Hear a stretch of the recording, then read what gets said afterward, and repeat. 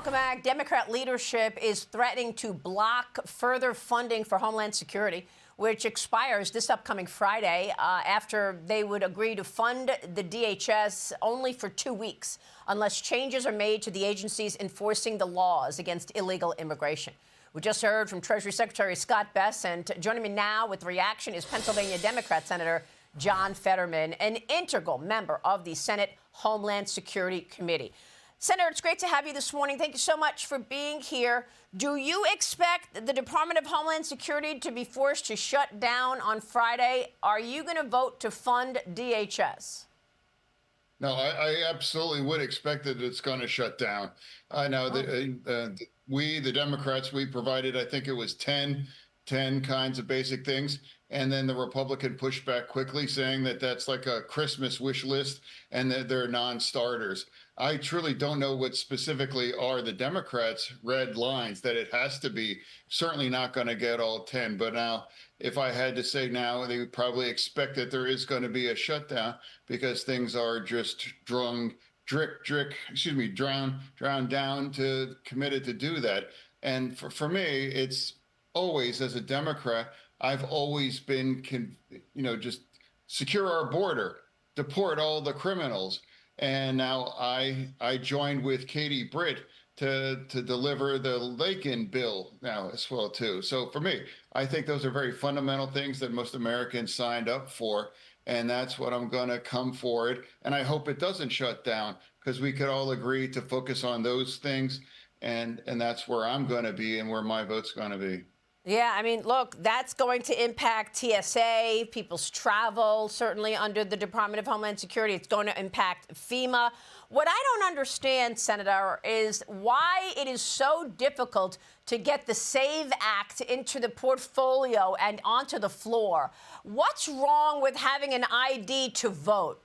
Chuck Schumer last week said if the SAVE Act even attempts to get to the Senate, it is dead on arrival. Why? Yeah, well, multiple things. Now, I travel air 49 out of 52 years a week. So I'm going to see a lot of TSA people, and they're not going to get paid. And now I can't have an answer for them. Other one, it's just basic politics right now. I think every American deserves to be paid for the work that they've done. And I refuse. I don't want to jump back into that, as I've been a Democrat that refused to shut our government down last year. I mean, that's real lives. And they're not wealthy if they're TSA folks. They're allowing us to fly safe here in America. And that's part of that conversation now, too. And now, me as a Democrat, I do not believe that it's unreasonable or to show ID just to vote. And I remind everybody that less than a year ago in Wisconsin, they added that to the Constitution by a 63% passing, to put that in the Constitution that you have to show ID to vote. And they also elected a very, very liberal justice into their Supreme Court. So it's not a radical idea for regular Americans to show your ID to vote. And it's absolutely, those things are not Jim Crow or anything. Of course, that's part of an awful, awful legacy of our nation for so long ago. But where we are now, trying to find a way forward, just trying to call balls and strikes, seeing what's unreasonable, hopefully we don't have to do, and pay the TSA people and everyone, secure our border, and focus on deporting all of those kinds of criminals, wherever they are. That's the guy that votes for that and supports that as a Democrat, and I don't ever want to vote to shut our government down again. Right, and you are very much where the people are. Look, that's what most people would like to see. Prioritize the criminals. Take the criminals out of the country who are here illegally but are also committing crime. But, I mean, is there any other way to view the fact that Democrat leadership refused to have ID to vote? Is there any other way to read it other than they want illegals to vote? I mean, can you read it any other way? Well, I mean, for me, the SAVE Act is not going to pass because of the filibuster, because they would need at least 7 or 8 Democratic votes to pass that. And now remember also, all the Democrats, all we wanted to eliminate the filibuster, except Right. for it was Manchin and Sinema. They wanted to eliminate the filibuster, and now our party loves the filibuster. And then I do think think the filibuster is a good thing, and it does force us to work together Right. overall. Sure. Um, yeah. Absolutely. Yep.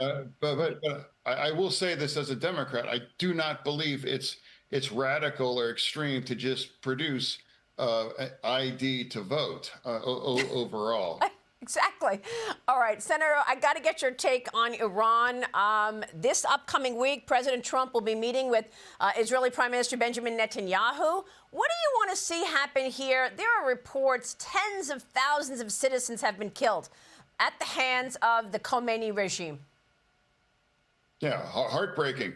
Their region, just absolutely massacred thousands and thousands and thousands of their own young people. Now, as I was the only Democrat that actually cheered and pushed to strike their nuclear facilities last year, and they were absolutely successful. And we can't ever allow Iran to acquire a nuclear bomb. And now, just a couple days ago on my socials, I put out, I don't think, and I see any value in these kinds of negotiations. And Iran just declared saying, hey, absolutely, we're going to continue to enrich uranium. And that's their goal. They want to go back to try to acquire a nuclear weapon. And that's why I would be a no on the Iranian Powers Act, because the president they should have the freedom to have another surgical strike to make sure they do not acquire those kinds of nuclear weapons. So again. well said. Yep. So well said. Senator, we are grateful that you are where you are. We thank you so much for joining us this morning, and I hope you'll come back soon, Senator. Thank you for your leadership.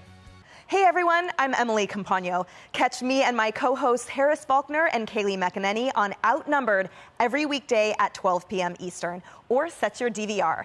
Also, don't forget to subscribe to the Fox News YouTube page for daily highlights.